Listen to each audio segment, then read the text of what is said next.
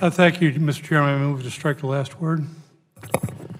I represent the Navajo in Arizona.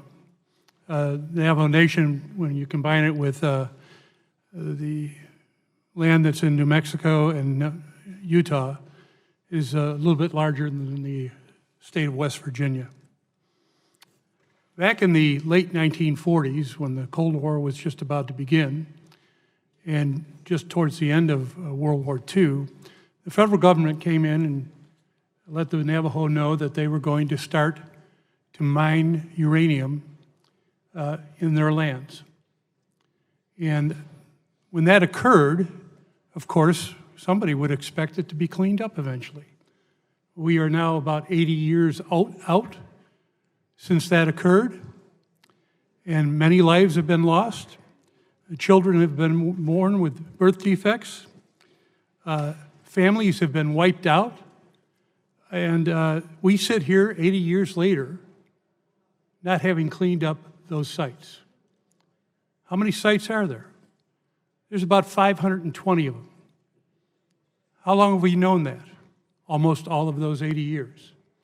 Some of the companies have been able to be found, sued, and that money's been sitting there since the early 2000s, and the mines aren't getting cleaned up yet.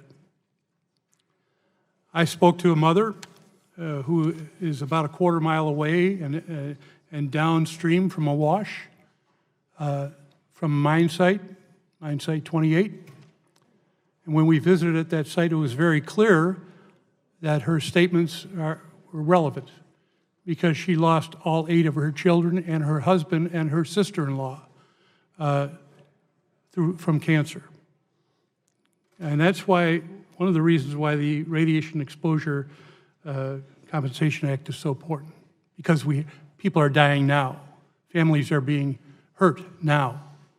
Lands are not being able to be used now because of radiation.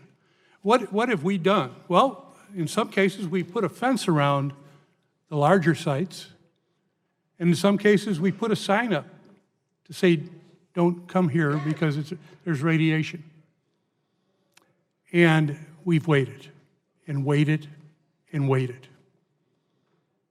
And the bottom line is here, what would we think if just across the street on the Capitol grounds, there were 1 or 2 of these sites?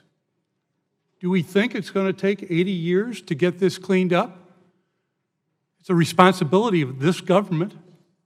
In 2007, there was hearings on this issue, and little has been done. And I have to go, my job is to go back up there and make sure people know that something's trying to get done. And I appreciate all the discussion here about the Great Lakes. I used to live on the Great Lakes. And all the other lands that have currently appear to be permanent sites, but they're protected. None of this is protected at all. Our tourists, by the millions, come through these areas. They have no idea that these lands are out there. These families continue to have children. There's a problem with these children. It affects their water. It affects their agriculture. There was a river in New Mexico that a dam burst not too long ago. And that water flowed, actually Colorado, and it flowed through New Mexico. That contamination, radiation contamination, flowed down the river, flowed into Arizona, affected tremendous amounts of farmland that can't be used now. And then that same river goes into the lower Colorado River and onward to the Colorado River.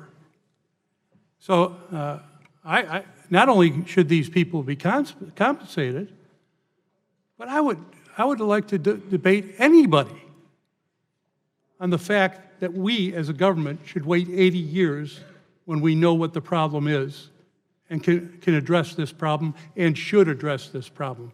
We asked the Navajo Nation to do this. They did it. They've lost their people that were miners.